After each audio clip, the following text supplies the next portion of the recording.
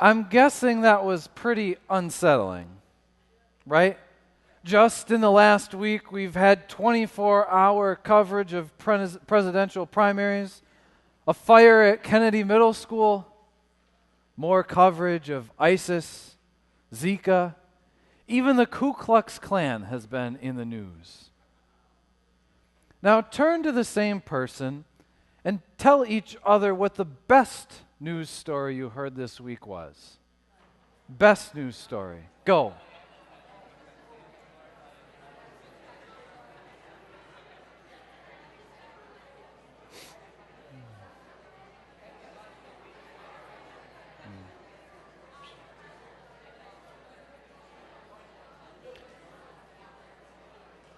Now, at the 5 o'clock service, someone shouted out that the fire at Kennedy was the best news story of the week.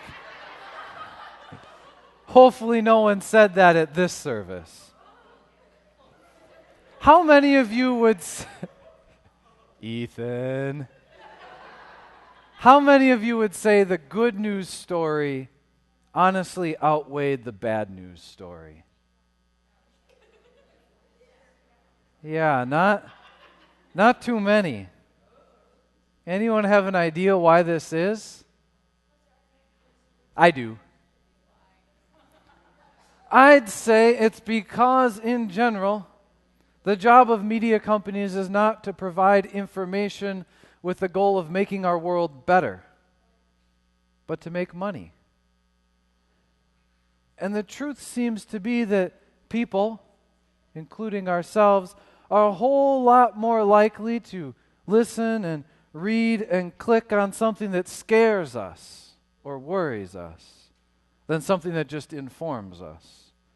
And I'm not saying that being informed isn't important, but that when we're reading or watching news, we have to keep in mind that the goal of the media companies isn't to create a better world, but to provide information that attracts enough people to watch and click and listen for them to make money by selling advertising during it.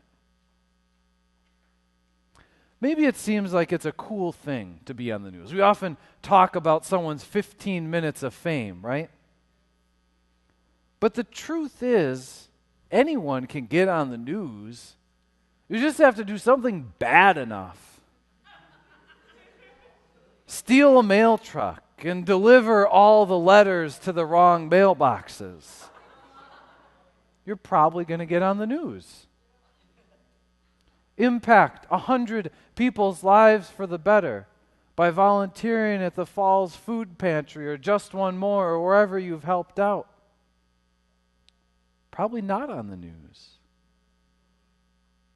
Rob a bank in a giant hot dog costume. You're definitely on the news. One of the big problems with the news is that it is short-lived. It's temporary. The reason I asked you to think about a news story from the last week is that aside from the biggest events and catastrophes, we don't remember much of the news. It just flashes by in one ear and out the next. And that's because the pressure of coming up with news for people to read and watch 24 hours a day means that news stories can only last 18 hours before they're replaced and considered outdated. We need something new to click, right? Real good news doesn't become outdated. That volunteering you did at the food pantry or Just One More doesn't go away. It never gets old. That help you gave to other people never loses its meaning. And if we're going to talk about real good news, we'd better talk about Jesus. Jesus did something newsworthy over 2,000 years ago, and the world is still talking about it. What happened? Jesus made news out of love. Jesus was born because God so loved our world. Jesus taught about love constantly. Jesus lived the love he preached by healing people, caring for people, and liberating people from sin. Then Jesus died because the love he preached was so strong that it was dangerous. Real love is good news. And even if it isn't the kind of news that gets picked up by the newspapers and blogs, it is the kind of news that actually really changes our world. I believe most of the news we hear affects our feelings, our sense of safety, our willingness to travel. But almost all of the negative news, that's the main effect it has on us. But when we experience the good news, when we experience the love of Jesus, just like Pastor Prez talked about this last Sunday, the love of Jesus, where Jesus calls you by name, tells you you are precious, walks with you through the most difficult times of your life. That experience of the good news actually changes our lives. And the real good news doesn't become dated or irrelevant in 24 hours or between bathroom trips.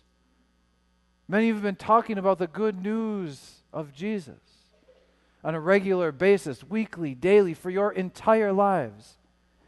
There's not one other single news event that will ever have that kind of effect on you. Now, there's a lot of preachers and politicians right now who are eager to talk about the bad news of Jesus.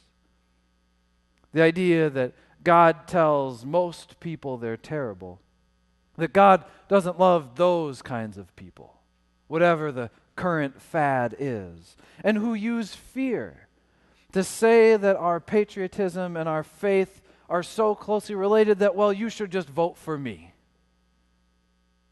The way I see it is that those people are trying to take advantage of the good news just to get on the nightly news.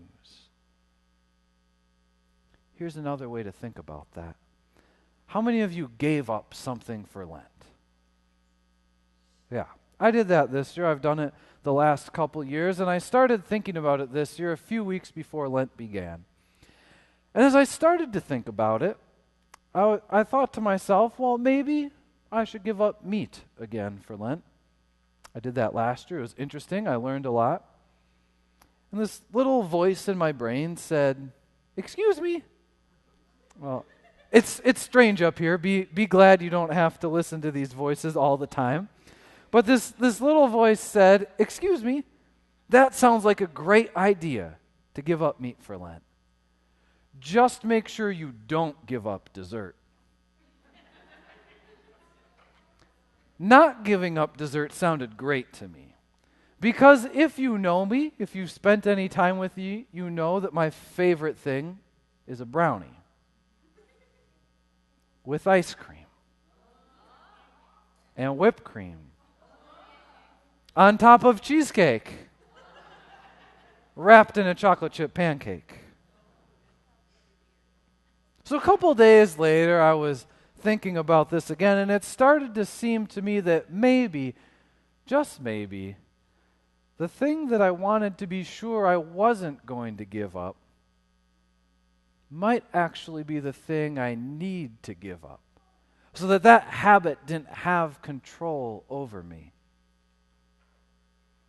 I say this because if you're ever thinking about Jesus, and it sounds like the messages of Jesus agree with everything you already do or think, either you're the first and only person since Jesus to figure out how to live a perfect life, or you're actually just projecting yourself onto the idea of Jesus.